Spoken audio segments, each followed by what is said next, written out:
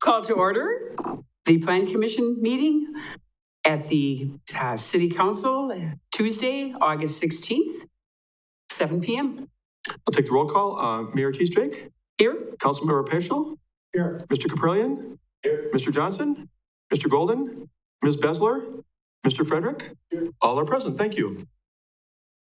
And approval of minutes from July 19th, 2022. So moved. And second? Second. Was that Jim? Oh, Chris. Chris. Okay. Yeah. All in favor? All in favor? Aye. Opposed? Motion carried. Thank you. Identify potential conflicts of interest. Please be advised per City Policy 3.340 that any member of this body shall declare a conflict if they have an interest, financial or otherwise, direct or indirect, or engage in a business or transaction or professional activity, or incur an obligation of any nature that is in conflict with the proper discharge of the body's official duties. Seeing none, we will go into number 5, citizen comments. Are there any citizen comments? Are there any citizen comments? For the third time, any citizen comments? Seeing none, we'll move on to number 6, which is rezoning request by Benjamin Austin and Andrew Schutz to rezone the property located at 1901 South Central Avenue, parcel 33-03532C from CMU Community Mixed Use to CMU-PD Community Mixed Use with a planned development overlay. Presenter, Stephen Wiley, City Planner. Thank you. So this item is a zone change request.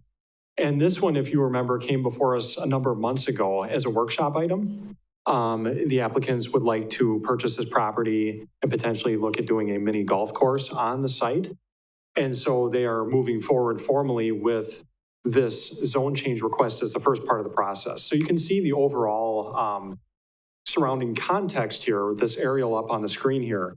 The subject property outlined there along South Central Avenue, Wildwood Park and Zoo, along with Vandahay Waters Aquatic Center is across the way. This is the old pool, obviously, here. But this aerial does give you a sense of what surrounds the subject site. There's kind of a strip of commercial properties and mixed uses along Central Avenue there. And then to the east is some single and two-family residential. But just to give you a sense of the bearings there. Zooming in a little bit closer, the subject property here, again, just showing an aerial a little bit closer. You can see these single and two-family properties just to the east, and then with the adjacent commercial properties to the north and south. The zoning currently is community mixed use all along that area of Central there, that segment of Central.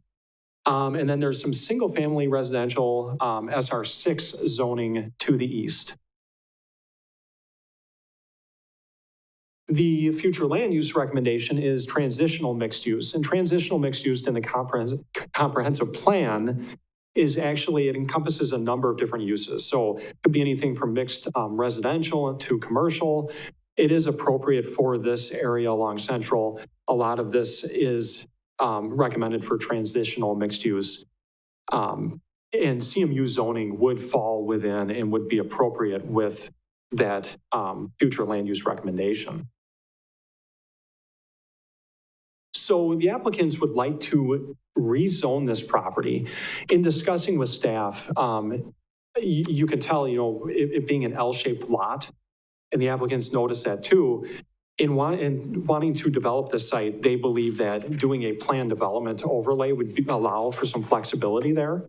I don't know that too many planned unit developments or planned development overlays have gone through this body and through the council recently. I don't believe that they have. Really, the intent of a planned development is to serve as an overlay for a specific site or a specific group of sites, and to allow the applicant flexibility, but also to allow the city a greater degree of control over specific site aspects than what we would have under the basic zoning standards. And so, for example, you might see something where they may ask for a reduced rear setback to allow some more developable area in the rear of the site, which is where a lot of the site area is located. In exchange, we may require more buffer yard or more landscaping points than what code would require. So base code may say you need X number of points per linear foot of buffer frontage there. And we could come in and say, no, you need to double or triple that, for example. So there would be some, back and forth with the property owners and some planning by negotiation, if you will. But it does allow us and the applicant to have some greater degree of discussion on that. So what would happen is you would approve this zone change. If you did, then the council would review it. If this goes forward, if this plan development overlay is put onto the parcel, then any development that would occur there would have to come back through this body and through the council as a general development plan and then a specific implementation plan. And you would have oversight there, and staff would also make recommendations like we normally do for specific things relevant to the site. So with that, we are recommending approval of this zone change request to rezone the property from CMU, just straight community mixed use, to community mixed use with a plan development overlay. So again, the base zoning will not change. We're just applying this plan development on top of that. And with that, that's what I have on this one. Thank you, Stephen. So you need to make a motion? Yep. Actually, we need a public hearing first, right? Yeah, we have, I'm sorry. Got a call on the public hearing. Ask if anybody wants to speak to this matter. And we'd like to speak to this matter. Free time. Previous, right along avenue, and then there's like water down. Where that needs to be moved is. It's hard to know offhand without knowing more of the specifics of what property that's on right now. Is it on municipal property or is it on private property? And Yeah, and if that'd be something that we would engage with the city engineer and public works, and they would be able to weigh in on that. So we'd have to work through that if it had to be moved. Yeah. Anyone in the public want to speak? Anyone in the public want to speak? Third time, anyone in the public want to speak? Otherwise, we will call for a motion. Motion to approve. John and Chris, second. Any other discussion? John? Yes. So I think this is great. I think it's very cohesive. Mike's not on. I'll start over. I think this is a great idea. I think it's going to be very cohesive with the Vandahay Waters. Obviously, both entertainment, summer entertainment focused ideas. My one concern, and I'm hoping there's some ways we can address this, is pedestrians that may want to cross from Vandahay to this new mini golf complex here. And the nearest crosswalk is pretty far north or pretty far south. We're talking more than a couple minutes of walking. So what's that going to mean for people to do? Run across the street, right? And we're talking a 4-lane highway there. It's pretty busy. So I'm hoping that we can come up with some sort of crosswalk system there to mitigate any pedestrian danger there. that's really good. That's a great point. Yes, I Chris. think we kind of semi-discussed that last time. We were a little concerned about that, but I think there was a little bit of talk about maybe somewhere where we do that crosswalk, maybe the blinking lights or some plan to, but because it's going to be a busy area. Correct. I think it's an excellent idea. We talked about this last time. It's very much needed in the city and a perfect location, especially with the pool and the kids. Definitely something's going to have to be done with that crosswalk. And we are looking at other places in the city as we were able to, that have the blinking flashing lights for safety. You see those around schools and other places, but they have a good benefit. The obvious spot there is coming out of the driveway of the utilities. It's directly across from where this development ought to be. So, Okay. to me, that's what you do. Okay. Thank you. And would you like to take a vote? All those in favor? Aye. Opposed? Marvelous. Motion carries. And number 7, conditional use request by Ronald and Mary Ann Mockton to subdivide a property within the RH-35 Rural Holding Zoning District at a density of greater than 1 unit per 35 acres for property located at 2905 West McMillan Street, parcel 250-2062-363-9987, consisting of 6.22 acres. Presenter Stephen Wiley, City Planner. Thank you. So this one is a conditional use request and would allow for the subdivision of this property that's currently zoned RH 35. So we've had a number of these come before us. I think we had one recently. If you remember, the Macau property was kind of a similar situation that came before us a number of months back. This property is actually already kind of chopped up, as you can see on the screen there. So here's the aerial just showing the subject site. So West McMillan Street on the south and then North Fry Avenue on the west there. It's a little over 25 acres in area. And they would like to essentially subdivide this, if I can, my cursor to show up here, right down, almost down the middle. And then this 6.22 acre parcel would be separated from the main part of the lot here and be able to be sold off for potential redevelopment. So as you can see, the zoning, RH 35 for the subject property and the properties to the north and the east, along with one to the south, and then there is single-family residential also to the south, and then properties within the town, both to the south and to the west. Future land use recommendation is new neighborhood mixed use. So again, that also encompasses a variety of uses. Here is the certified survey map that was submitted to us.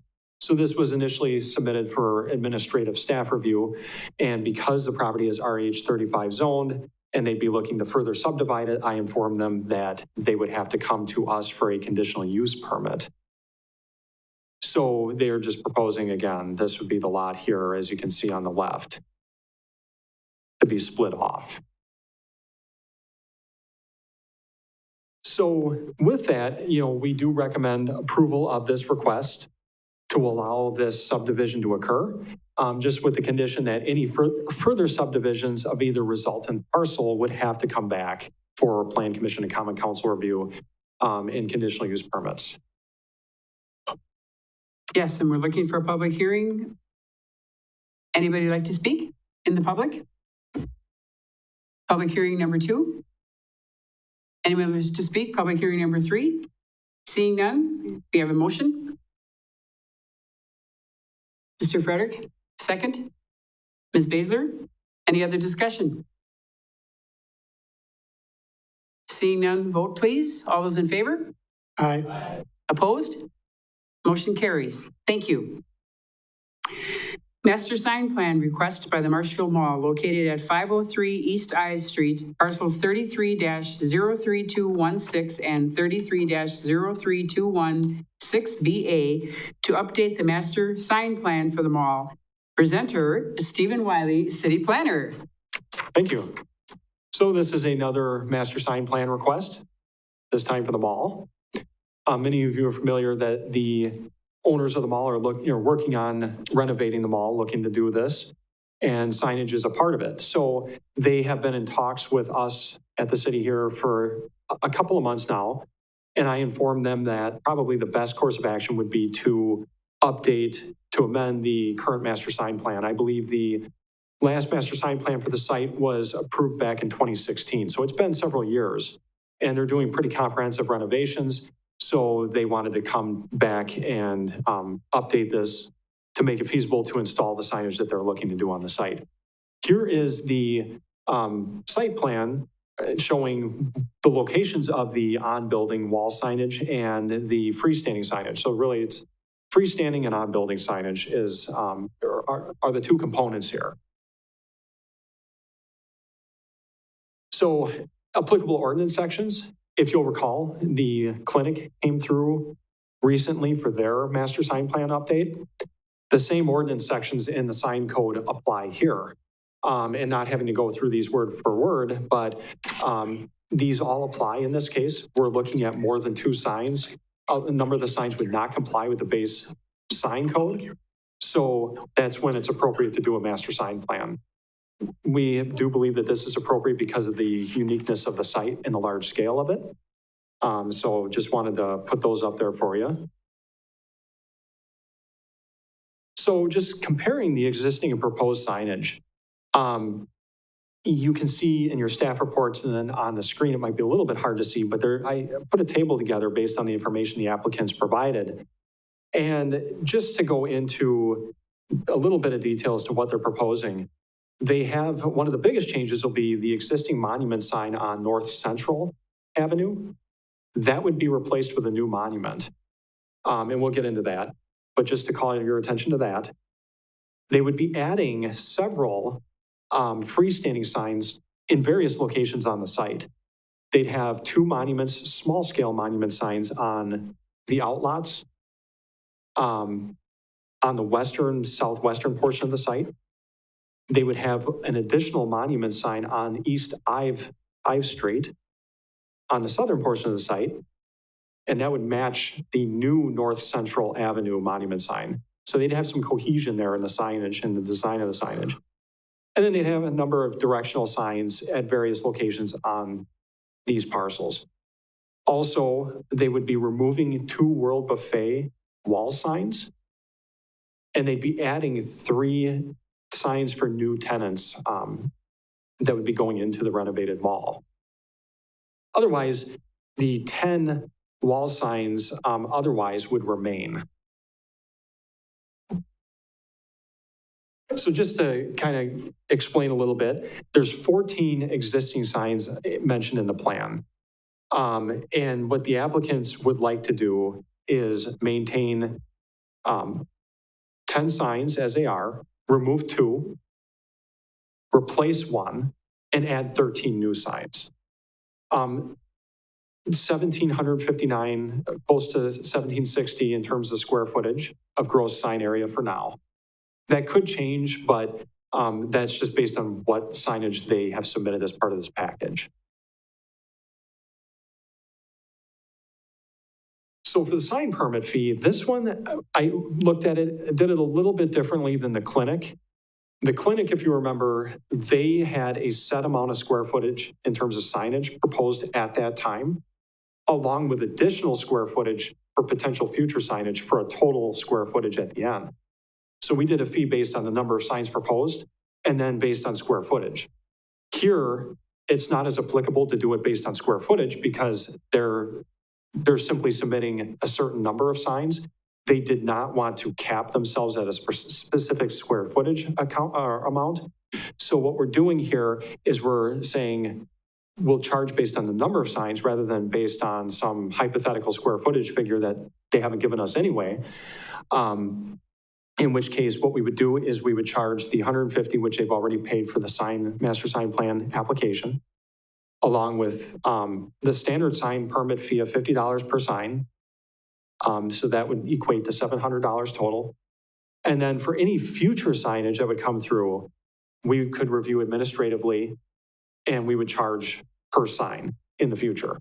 So right now they're just submitting a certain number of signs and not asking for additional square footage beyond that.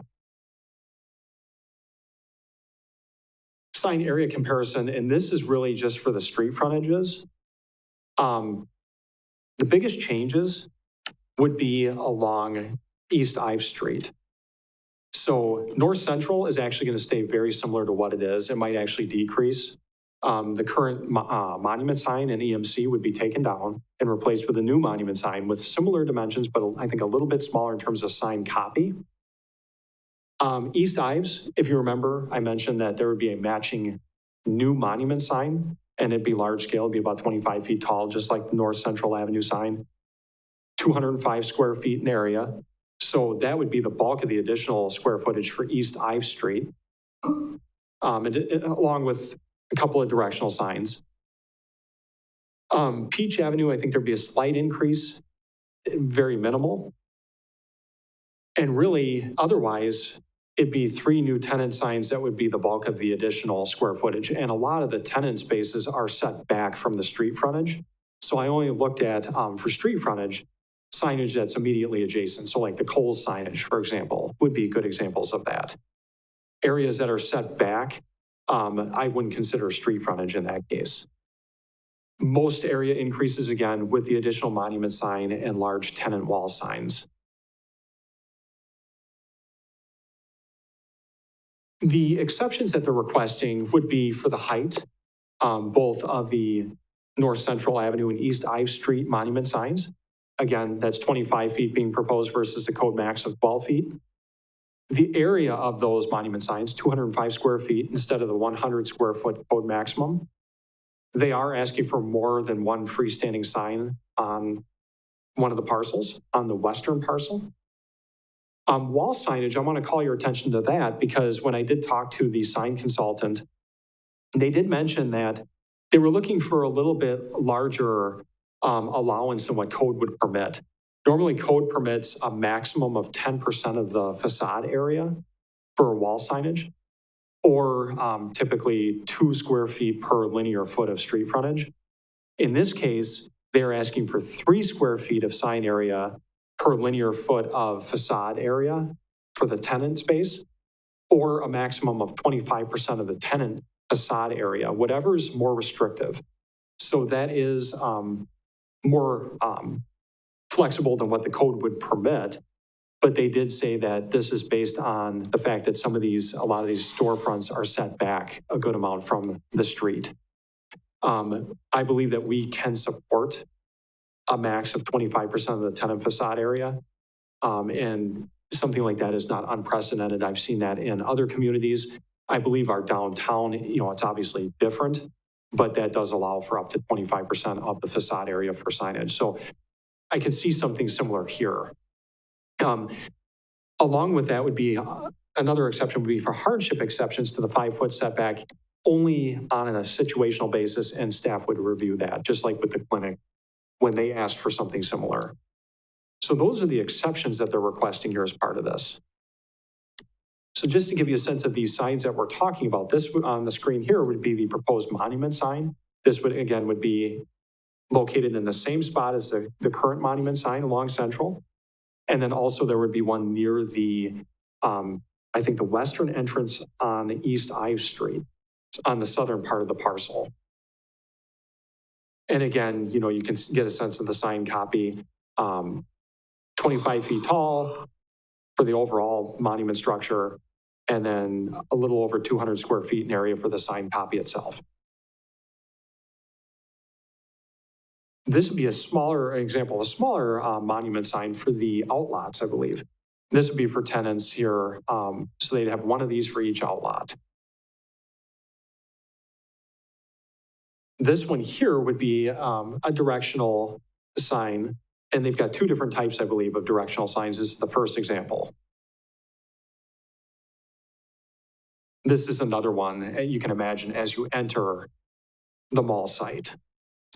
So another directional sign type. These are examples of the on-building, the wall signage. And we looked at these, and these would meet the master sign plan, the amended plan, if you were to approve this. But these are what was submitted, so just wanted to put those up there for you too.